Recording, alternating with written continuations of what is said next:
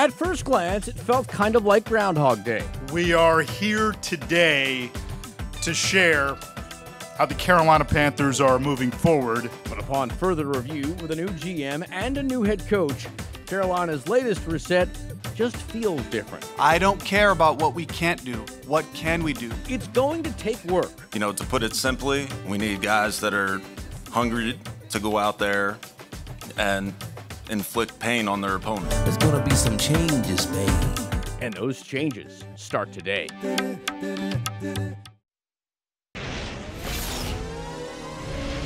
Now it's CSL, Charlotte Sports Live.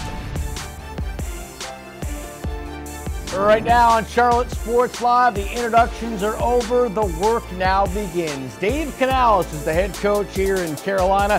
Dan Morgan is the GM. Together, can they bring the black and blue back to prominence? That is the big question tonight. Welcome to Charlotte Sports Live. I'm Mike Lissette.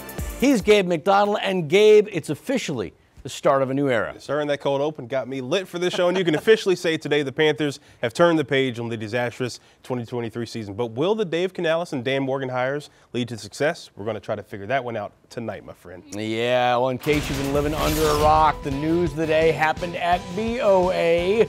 Earlier this morning, the Panthers officially introduced new head coach Dave Canales and new general manager Dan Morgan to the media. Two guys have known each other for years, and they're now tasked by owner David Tepper to turn his organization around. They're tremendous people, well-respected, and they are both.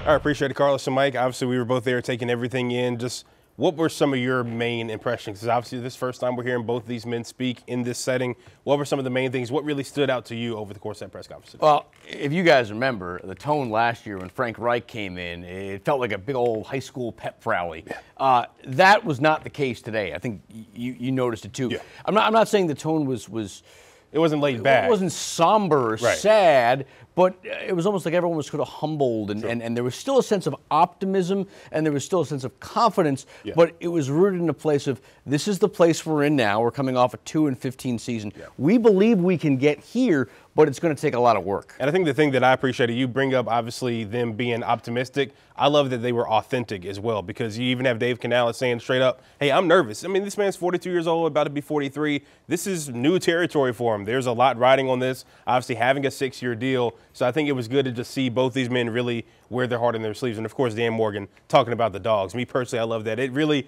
brought me back to, obviously, David Bennett, the very viral clip, him at Coastal Carolina. We need more dogs. That's what this team needs. But I think it was good to see both these men kind of feed off each other today. I mean, they recognize that right now the state of the franchise is not good. Guys out there don't fear the logo, as they put it. They want to get guys fearing the logo again. Yeah, and then. All right, so we talked a ton about Canales. Let's zero in on the new general manager. That's Dan Morgan, who was also introduced today. Demo, as his fellow teammates called him, said he's not about to waste time rebuilding this roster. In fact, earlier today, he told us exactly, as Gabe alluded to, the type of player that he is looking for. First of all, we need to find those leaders. Well, there we go, as we just talked about. Yeah. See, we were talking about it. It really happened. This was the part of the press conference, I got to admit, that kind of lost me a little bit. We were getting into cliche new era speak. We need to get the dogs. I mean, this seemed like. That got me fired up. No, I understand. I thought Dan Morgan was going to put on some pads. This is always the type of stuff you get when you get a new coach or a GM. Yeah. The players we got now, like it's sort of a subtle shot. And I don't think necessarily that's what he intended, but to me it's sort of like, well, it's kind of, it just kind of felt cliche a little bit. Especially if you think about some of the players in attendance as well. You know, maybe some of them are watching like, okay, is he talking about me? Is he not That's talking about what me? I'm talking about. I kind of see what you're saying there, but still, I think, you know, it's good to have.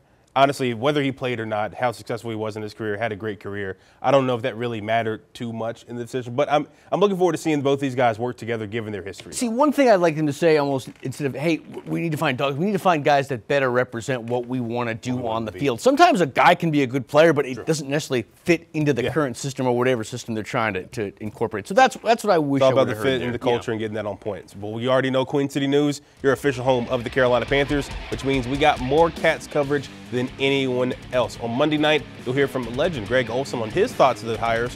plus his future in the Fox broadcast booth. But tomorrow night, you get an exclusive interview. Both Dan Morgan and Dave Canales together in one room talking about how they're going to shape the future of this football team. Here's a snippet of what you'll see tomorrow night after SmackDown.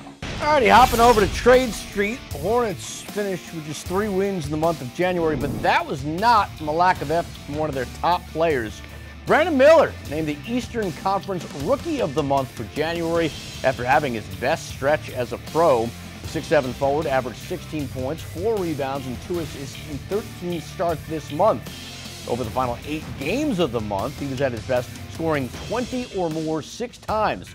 Miller was also recently selected for the Rising Stars game coming up on All-Star Weekend. Well, with all the excitement over today's press conference, you might have missed one big thing about the future of Panthers defensive coordinator Ejiro Evero. Is he staying or is he going?